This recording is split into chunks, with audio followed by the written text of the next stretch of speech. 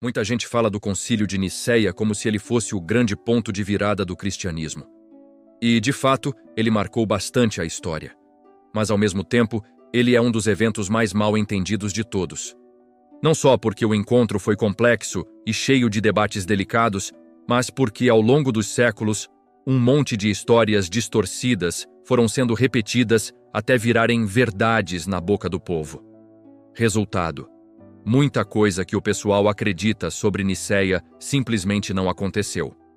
Entre os mitos mais populares, tem aquele de que os bispos reunidos lá teriam decidido quais livros entrariam na Bíblia. Tem também gente dizendo que foi nesse concílio que a doutrina da Trindade teria sido inventada do zero. E ainda aparece quem afirme que Nicéia transformou o cristianismo na religião oficial do Império Romano. Para completar, há quem diga que antes desse evento, Jesus era visto só como um homem comum e que foi graças ao concílio que ele virou Deus. É muita coisa jogada no mesmo saco, né? O problema é que essas ideias acabam pintando uma imagem completamente confusa do que realmente rolou. Para entender Nicéia de verdade, a gente precisa deixar de lado as versões de filme e voltar ao que as fontes antigas dizem, os relatos de quem participou diretamente do concílio ou viveu naquela época. E quando a gente faz esse resgate, percebe que a história é bem mais interessante e bem menos sensacionalista do que muita gente imagina. Então, para organizar a conversa, a gente vai começar desmontando 3 equívocos gigantescos sobre o Concílio de Nicéia. Depois disso, aí sim, vamos mergulhar nos fatos verdadeiros, naquilo que realmente foi discutido e decidido lá. Assim a jornada fica mais clara e sem ruídos, como se a gente estivesse limpando um vidro embaçado para enxergar melhor. O primeiro mito que vale a pena desmontar é aquele papo de que o Concílio de Nicéia teria transformado o cristianismo na religião oficial do Império Romano. Isso nunca aconteceu. Essa confusão nasce porque muita gente mistura 2 eventos diferentes, separados por várias décadas.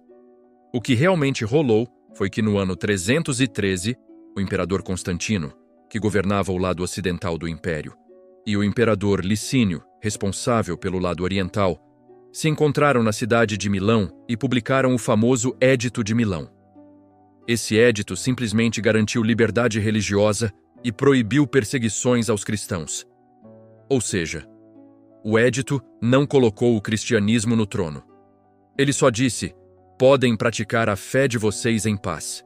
E apesar de algumas fontes relatarem que Constantino teria se convertido após uma batalha no ano 312, isso não obrigou ninguém a seguir seu exemplo. A fé pessoal do imperador não virava automaticamente a fé de todos os seus súditos. A conversão, se de fato aconteceu, foi dele, não do império inteiro. A oficialização real do cristianismo como religião do Estado só veio bem mais tarde, com o imperador Teodósio. No ano 380, ele decretou que o cristianismo niceno seria a religião oficial do Império Romano. Repara nas datas. Essa decisão foi tomada mais de 40 anos depois da morte de Constantino e mais de 50 anos depois do Concílio de Nicéia. Ou seja, Nicéia não legalizou o cristianismo e muito menos o oficializou. O concílio não teve nada a ver com isso. O segundo equívoco muito comum é a ideia de que a doutrina da Trindade teria sido inventada ali, como se os bispos tivessem sentado numa mesa e dito: vamos criar um Deus em 3 pessoas hoje? Isso está longe da realidade. A discussão sobre Pai, Filho e Espírito Santo já rolava desde os primeiros séculos do cristianismo. O Novo Testamento já junta os 3 em várias passagens. Depois, autores cristãos dos séculos seguintes começaram a tentar entender melhor essa relação, usando, inclusive, categorias da filosofia grega para explicar o mistério. Alguns escritores antigos falavam de uma única essência divina. Outros destacavam 3 instâncias dentro desse único Deus. Não havia um consenso, claro, e justamente por isso surgiram conflitos teológicos importantes. Mas o ponto é que Nicéia não inventou a Trindade. O concílio apenas entrou no debate para resolver uma controvérsia específica que estava gerando uma confusão enorme dentro das comunidades cristãs. A história real é bem diferente daquela versão simplificada que a gente escuta por aí. Agora, chegamos ao mito mais famoso de todos. a ideia de que o Concílio de Nicéia teria escolhido os livros que compõem a Bíblia. Esse é, sem exagero, um dos maiores mal-entendidos já espalhados sobre o cristianismo antigo. E boa parte dessa confusão ganhou força por causa de obras modernas, como aquele romance que virou filme e que fala de decisões secretas e evangelhos proibidos como se tudo tivesse acontecido ali no concílio. A narrativa é empolgante, claro, mas não tem nada a ver com a realidade histórica. Quando a gente consulta as fontes antigas, cartas, relatos e textos de pessoas que participaram do concílio, não aparece absolutamente nenhuma indicação de que a reunião tenha discutido o cânon bíblico.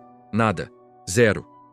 O Concílio de Nicéia produziu documentos sobre vários temas: regras internas da Igreja, questões disciplinares, debates doutrinários e até orientações sobre datas de celebração. Mas não existe uma única linha dizendo: este evangelho entra, aquele evangelho sai. Essa ideia simplesmente não está nas fontes. Aliás, o processo de formação da Bíblia é bem mais longo e complicado do que esse mito sugere. Desde os primeiros séculos, centenas de textos circularam entre grupos de cristãos. Alguns desses escritos foram ganhando autoridade aos poucos, sendo lidos em comunidades diferentes, citados por autores influentes e considerados úteis para ensinar e fortalecer a fé. Muito antes de Nicéia, já havia coleções de textos sendo tratadas como sagradas, tanto as de origem judaica, que depois seriam chamadas de Antigo Testamento, quanto escritos cristãos que mais tarde formariam o Novo Testamento. Só que essa lista não era igual para todo mundo. Autores e comunidades diferentes discordavam sobre certos livros. Algumas obras, como os 4 Evangelhos e as Cartas de Paulo, eram amplamente aceitas desde cedo. Outras, como o Apocalipse, a Didaqué, o Pastor de Hermas, e algumas epístolas atribuídas a Pedro ou João, geravam discussões. E tudo isso acontecia muito antes, e também muito depois, do Concílio de Nicéia. Para você ter ideia, até mesmo Eusébio de Cesareia, que participou do concílio e era uma das figuras mais importantes da época, conta que no ano 331, portanto, 6 anos depois de Nicéia, o imperador Constantino pediu a ele que produzisse 50 exemplares da Bíblia em grego para as igrejas de Constantinopla. E nem nessa ocasião, Eusébio menciona qualquer decisão de Nicéia sobre quais livros incluir. Pelo contrário, ele próprio comenta que alguns textos ainda eram motivo de polêmica e não existia consenso absoluto sobre todos eles. E tem mais. Outros concílios posteriores, principalmente os de Cartago, realizados no final do século IV e no início do século V, aí sim tentaram estabelecer uma lista mais fechada dos livros considerados sagrados. A lista que eles formularam é praticamente a mesma que as Bíblias católicas usam até hoje, com 73 livros. Só que nem mesmo essas decisões foram aceitas de maneira uniforme em todo o mundo cristão da época. Ou seja, se até os concílios que realmente discutiram o assunto não criaram consenso imediato, imagina Nicéia, que nem tocou nisso.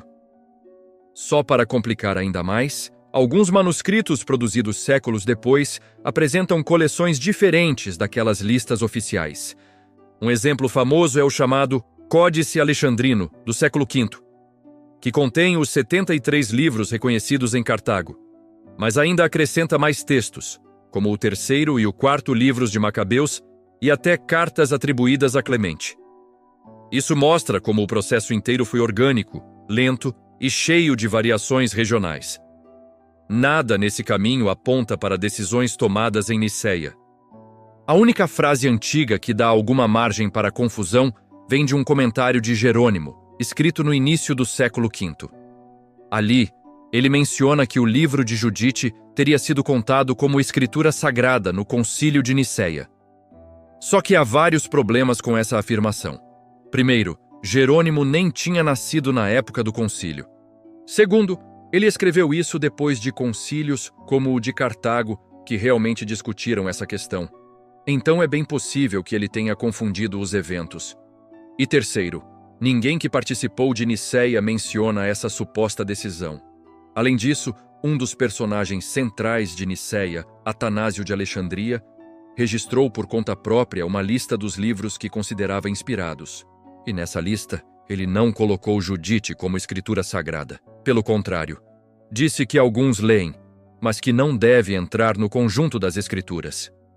Se o concílio tivesse decidido o contrário, seria bem estranho Atanásio simplesmente ignorar essa decisão sem comentar nada. Tudo isso deixa bem claro que o concílio de Nicéia não teve absolutamente nada a ver com a definição do cânon bíblico. Esse processo começou muito antes, continuou muito depois e nunca dependeu de uma votação única. Nicéia estava ocupada com outro problema. Um problema que realmente tirava o sono dos bispos da época e que, sim, motivou a convocação da reunião, a polêmica do arianismo. E é aqui que a gente chega ao verdadeiro cerne do concílio de Nicéia. Afinal, se não foi sobre a Bíblia ou sobre a Trindade, qual foi a grande razão para reunir mais de 200 bispos na cidade de Nicéia em 325? O tema central foi a questão teológica mais urgente da época. O arianismo, uma doutrina que colocava em xeque a natureza divina do Filho, ou seja, a relação de Jesus com Deus Pai. Tudo começou em Alexandria, no Egito, onde um presbítero chamado Ário começou a ensinar que o Filho de Deus não era eterno, mas sim uma criatura, criada por Deus Pai antes de todas as coisas. Para Ário, o Filho não era da mesma substância de Deus Pai. Ele era divino, mas não em igual grau, e havia um tempo em que ele não existia. Essa visão foi diretamente contra o que muitos outros líderes cristãos, como Alexandre de Alexandria, estavam defendendo, ou seja, que o Filho sempre existiu, desde sempre, como parte eterna de Deus. A discussão sobre o arianismo causou uma divisão tremenda nas comunidades cristãs, com um grande número de seguidores de Ário defendendo sua visão, enquanto outros, como Alexandre, insistiam na consubstancialidade entre Pai e Filho, ou seja, que ambos eram da mesma substância eternamente unidos. Isso gerou um conflito feroz, com os cristãos se dividindo em facções. Em um esforço para resolver a confusão, o imperador Constantino, que já estava se tornando simpatizante do cristianismo, decidiu intervir. Em 324, Constantino convocou um concílio para resolver a questão de uma vez por todas. A ideia era reunir os líderes cristãos e estabelecer uma posição única e oficial sobre essa controvérsia, para acabar com o cisma e garantir a unidade do império. A reunião aconteceu em Nicéia, e a maioria dos bispos que compareceram acabou adotando a visão de Alexandre, reafirmando a coeternidade e consubstancialidade do Pai e do Filho. Apenas 2 bispos se mantiveram fiéis às ideias de Ário e foram excomungados. Ário em si também foi condenado e exilado.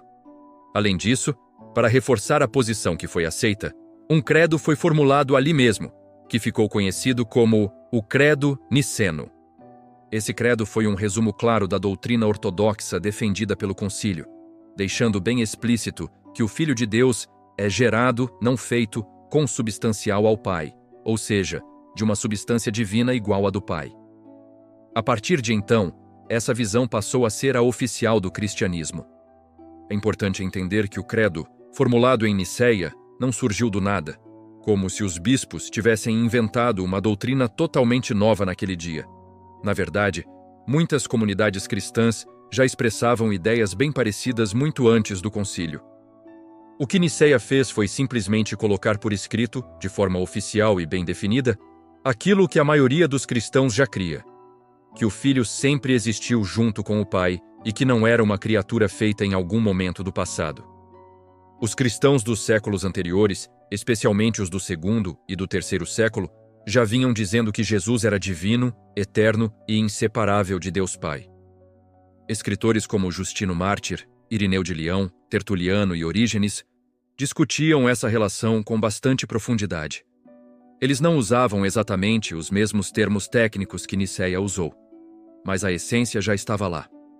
Por isso, quando o concílio finalmente declarou que o Filho era consubstancial ao Pai, essa palavra serviu como uma espécie de selo oficial para algo que boa parte do cristianismo já confessava. Mesmo assim, o concílio não eliminou totalmente os debates. A palavra consubstancial, por exemplo, Tinha sido usada antes por alguns teólogos, mas também tinha sido rejeitada por outros. Alguns achavam o termo arriscado, porque poderia sugerir que o pai e o filho eram a mesma pessoa, o que também não era correto. Só que, diante da crise causada pelo arianismo, os bispos perceberam que era preciso uma linguagem forte e clara, que não deixasse espaço para dizer que o filho era inferior, criado ou subordinado na sua essência divina. Por isso, mesmo aqueles que tinham reservas com o termo acabaram aceitando seu uso no credo. O objetivo era defender a fé transmitida desde os apóstolos e preservar a compreensão de que o Pai e o Filho compartilham a mesma natureza divina. A palavra consubstancial foi escolhida não porque era perfeita, mas porque era a mais eficaz para fechar a porta às interpretações de Ário. O resultado disso foi que Nicéia marcou o início de uma nova etapa nos debates teológicos. Mesmo com o concílio definindo claramente a posição oficial, as discussões continuaram por muitas décadas. Houve quem tentasse reinterpretar o credo, suavizar sua linguagem ou até propor alternativas que parecessem mais neutras. Ainda assim, o texto aprovado em 325 se tornou um dos documentos mais importantes da história do cristianismo. Tão importante que, mais tarde, seria ampliado no Concílio de Constantinopla, criando a versão que até hoje muitas igrejas recitam no culto. Depois da aprovação do credo, o Concílio de Nicéia também tratou de outros assuntos que estavam causando confusão nas igrejas. Um dos temas mais práticos e urgentes era a questão da data da Páscoa. Até então, diferentes regiões celebravam a Páscoa em dias distintos, e isso gerava um desencontro enorme na vida cristã. Algumas comunidades seguiam o calendário judeu, outras seguiam cálculos próprios. O concílio decidiu que era hora de colocar ordem nisso. A solução foi estabelecer que a Páscoa deveria ser celebrada no mesmo dia em todo o império, independentemente de cálculos locais. O objetivo não era romper com os judeus ou impor uma distinção forçada, como às vezes se diz hoje, mas simplesmente evitar confusão. O que o concílio fez, essencialmente, foi incentivar um método de cálculo mais uniforme, deixando claro que as igrejas não precisavam esperar pela decisão das autoridades judaicas para determinar a data. Além disso, Nicéia também aprovou uma série de regras disciplinares, chamadas de cânones, sobre questões internas das comunidades cristãs. Essas regras tratavam de assuntos práticos, como lidar com bispos que mudavam de cidade sem necessidade, como receber grupos que vinham de movimentos considerados problemáticos, como organizar a hierarquia local e como tratar casos de pessoas que haviam renegado a fé durante perseguições e queriam retornar à igreja. Esses cânones mostram que o concílio não era apenas um encontro teológico, mas também administrativo. Havia problemas reais sendo enfrentados pelas igrejas, e Nicéia procurou dar diretrizes para manter a ordem, a unidade e a estabilidade. Muitas dessas regras foram tão importantes que acabaram influenciando a organização das igrejas durante séculos inteiros. Algumas até hoje são citadas como base histórica para práticas administrativas. É interessante notar como o concílio tinha essa dupla função. Por um lado, resolver uma crise teológica que ameaçava dividir profundamente o cristianismo. Por outro, organizar a vida da igreja de maneira prática. Isso derruba aquela ideia romantizada de que Nicéia foi um evento místico ou secreto. Na realidade, era um grande encontro administrativo e doutrinário, com discussões longas, debates acalorados e decisões bem concretas. Uma coisa que muita gente esquece é que o Concílio de Nicéia não encerrou o debate sobre o arianismo. Na prática, ele abriu uma longa guerra teológica e política que continuaria por décadas. Logo depois do concílio, começaram a surgir grupos tentando reinterpretar ou suavizar o credo. Alguns bispos passaram a defender versões alternativas da relação entre pai e filho, tentando achar um meio termo entre o que Ário dizia e o que Nicéia afirmou. O próprio imperador Constantino, que inicialmente apoiou a decisão de Nicéia, acabou se aproximando de pessoas que tinham simpatia por posições mais próximas do arianismo. Isso acabou mudando o clima político do império. Em alguns momentos, bispos que defenderam firmemente o credo de Nicéia foram perseguidos e até exilados. E o exemplo mais famoso disso é Atanásio de Alexandria. Atanásio se tornou um dos maiores defensores do credo niceno. Ele insistia que o Filho era realmente eterno e consubstancial ao Pai, exatamente como o concílio havia declarado. Só que essa posição firme fez dele um alvo. Seus opositores tentaram derrubá-lo várias vezes, e ao longo de sua vida ele acabou sendo exilado não apenas uma, mas 5 vezes diferentes. É quase irônico. O defensor mais famoso de Nicéia passou boa parte da vida sendo atacado por grupos que queriam desfazer ou revisar as decisões do concílio. Essas disputas tornaram o século IV uma época turbulenta para o cristianismo. Imperadores mudavam, alianças políticas mudavam, e com isso mudava também quem estava por cima no debate teológico. Em certos períodos, os partidários de Ário tinham mais força. Em outros, os defensores de Nicéia retomavam influência. Era praticamente uma montanha-russa de poder religioso e político. Foi somente no final do século IV, especialmente com o imperador Teodósio, que assumiu no ano 379, que a posição nicena finalmente se firmou como o padrão oficial e indiscutível do cristianismo dentro do império. E isso levaria, mais tarde, ao famoso Concílio de Constantinopla, que ampliou e confirmou o credo niceno, reforçando aquilo que Nicéia já havia estabelecido. Outra confusão comum envolvendo Nicéia é a ideia de que foi ali que o cristianismo virou a religião oficial do Império Romano. Essa afirmação aparece com tanta frequência que muita gente nem desconfia que ela está completamente errada. O concílio aconteceu na primeira metade do século IV, no ano 325, e naquela época o cristianismo ainda estava longe de ser a fé oficial do império. É verdade que Constantino favorecia a religião cristã e dava vários privilégios às igrejas, como isenção de impostos, devolução de propriedades confiscadas e liberdade para se organizar sem perseguições. Mas isso não significa que o império inteiro tivesse se tornado oficialmente cristão. Havia muitos pagãos no governo e o próprio Constantino manteve símbolos tradicionais romanos durante a sua vida. Ele não fechou templos pagãos e nem proibiu cultos antigos. A religião cristã só se tornou oficialmente a fé do Estado mais de meio século depois do concílio, quando o imperador Teodósio publicou um decreto no ano 380, estabelecendo que todos os cidadãos do império deveriam seguir a forma de cristianismo que se alinhava ao credo niceno. Esse decreto ficou conhecido como Édito de Tessalônica e marcou uma mudança profunda na identidade religiosa do império, mas nada disso tem relação com Nicéia. Então, misturar o concílio com a oficialização do cristianismo acaba criando uma imagem distorcida. Nicéia foi um evento eclesiástico convocado pelo imperador para resolver questões internas da igreja, não para transformar o império numa teocracia cristã.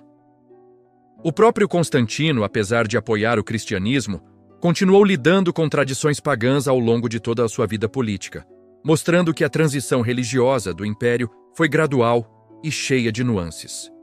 Essa confusão provavelmente se espalhou porque as pessoas tendem a juntar vários eventos importantes do século IV numa única narrativa. Mas a verdade é que, entre o Concílio de Nicéia e a declaração do cristianismo como religião oficial, passaram-se 55 anos, e muita coisa aconteceu nesse intervalo. Agora que os mitos mais comuns já foram desmontados, dá para enxergar o Concílio de Nicéia com muito mais clareza. E quando a gente olha para o que realmente aconteceu, percebe que o concílio foi, acima de tudo, uma tentativa de preservar a unidade da fé cristã em um momento extremamente delicado. O cristianismo estava crescendo de maneira rápida, se espalhando por regiões gigantescas, com culturas e línguas diferentes. Era natural que surgissem conflitos e entendimentos divergentes, e Nicéia foi uma resposta organizada a essa realidade. O concílio também mostra como a relação entre a Igreja e o Estado romano estava passando por uma transformação profunda.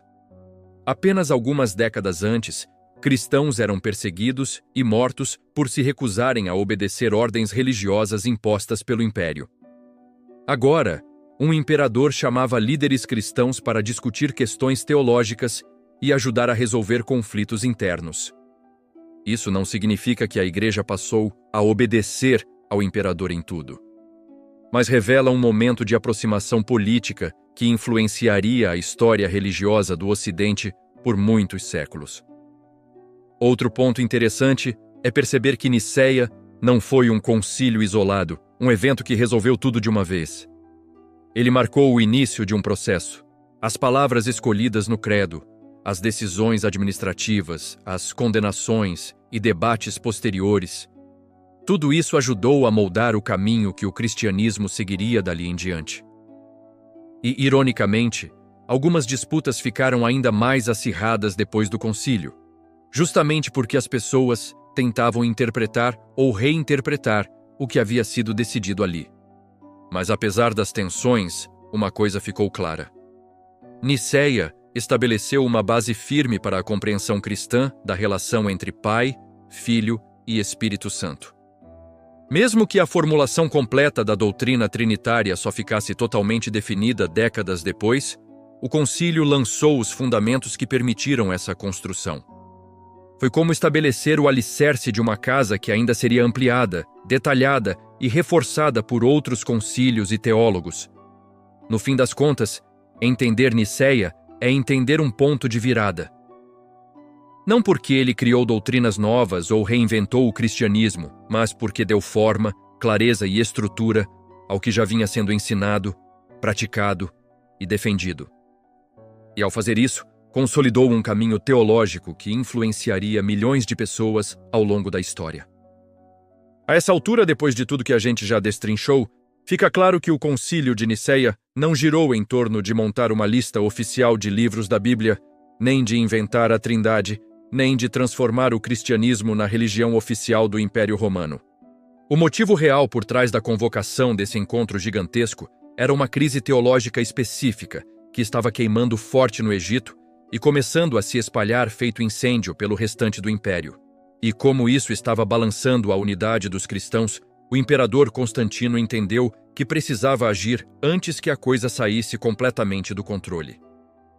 O pivô de tudo era uma briga interna que começou ali na cidade de Alexandria, envolvendo um presbítero chamado Ário e seu bispo, Alexandre. Os dois discordavam profundamente sobre como entender a relação entre Deus Pai e o Filho. Para Ário, o Filho não era eterno como o Pai. Em algum momento do passado ele teria sido criado. Já para Alexandre, se Deus sempre foi Pai, então o Filho também sempre existiu. Afinal, não existe pai sem filho. E essa divergência, que pode parecer só uma discussão teórica, começou a dividir comunidades inteiras, provocar tretas públicas e até criar facções rivais dentro da própria igreja. O Constantino, percebendo que isso estava fugindo da esfera puramente religiosa e começando a virar um problema político, tentou primeiro mandar um mediador, um bispo chamado Ósio de Córdoba, para colocar panos quentes. Só que não funcionou muito bem. A galera já estava muito inflamada e ninguém parecia disposto a ceder. Então o imperador decidiu partir para uma solução mais séria. Convocar um concílio geral com bispos vindos de praticamente todas as partes do império para que a igreja chegasse a uma posição oficial e unificada sobre o assunto. E assim nasceu o Concílio de Nicéia, o primeiro grande encontro ecumênico da história cristã. Cerca de 300 bispos compareceram, embora mais de 1.800 tenham sido convidados. Todos com viagem bancada pelo imperador. Durante semanas, eles discutiram, argumentaram, analisaram textos, confrontaram ideias e tentaram encontrar um consenso. E, no fim das contas, a posição de Alexandre é que acabou prevalecendo com ampla maioria. O resultado foi que o arianismo, a visão defendida por Ário, foi declarado herético. O próprio Ário e 2 bispos que ficaram do lado dele foram exilados, e o concílio redigiu um texto para deixar claro o entendimento oficial da igreja dali em diante, o famoso Credo Niceno. Esse documento afirmava que o Filho era gerado, não criado, e que era da mesma substância do Pai, reforçando sua eternidade e plena divindade. E esse ponto virou a base da teologia cristã até hoje. E já que a gente entrou no assunto, vale comentar um último detalhe que costuma causar bastante confusão. A tal ideia de que o Concílio de Nicéia teria transformado Jesus em Deus por meio de uma votação. Essa frase aparece muito por causa de obras de ficção, como o Código da Vinci. Mas não tem nada a ver com o que realmente aconteceu. Em Nicéia, ninguém, absolutamente ninguém, defendia que Jesus fosse apenas um homem comum ou só um profeta inspirado. Até o próprio Ário, que virou o grande símbolo da oposição, acreditava que o Filho era divino, que existia antes de toda a criação e que o universo inteiro tinha sido formado por meio dele. Ou seja, a discussão não era se Jesus era divino, mas sim como essa divindade se relacionava com a do Pai. Para os bispos que seguiram Alexandre, o Filho era eterno e compartilhava a mesma substância do Pai. Para Ário, o Filho era divino, sim, mas tinha sido criado em algum momento remoto e, portanto, não era igual ao Pai em eternidade e essência. É por isso que as frases mais fortes do Credo de Nicéia parecem estar atacando alguém diretamente, porque elas realmente foram escritas como resposta direta às teses de Ário. Então, quando alguém diz que foi em Nicéia que Jesus virou Deus, a pessoa está ignorando que desde muito antes do concílio, os cristãos já chamavam Jesus de Senhor, Filho de Deus, Logos divino e Deus de forma explícita. Essas ideias aparecem no Novo Testamento e continuam nos escritos cristãos dos primeiros séculos. O que Nicéia fez foi só definir oficialmente qual dessas interpretações, já existentes, representava a fé correta da Igreja naquele momento. E assim a gente fecha esse passeio pelo Concílio de Nicéia, um evento gigante, importantíssimo, mas que vive cercado de mitos modernos que não têm base nenhuma nas fontes antigas. Ainda daria para explorar um monte de coisa, como a trajetória posterior de Constantino, o caminho do cristianismo até virar religião oficial do Império. Ou o longo processo de formação do cânon bíblico, mas isso fica para outra conversa. Por agora, o que importa é que dá para olhar para Nicéia com menos mistério e muito mais clareza histórica. Obrigado por acompanhar até aqui, de verdade, e que venham os próximos capítulos dessa história fascinante.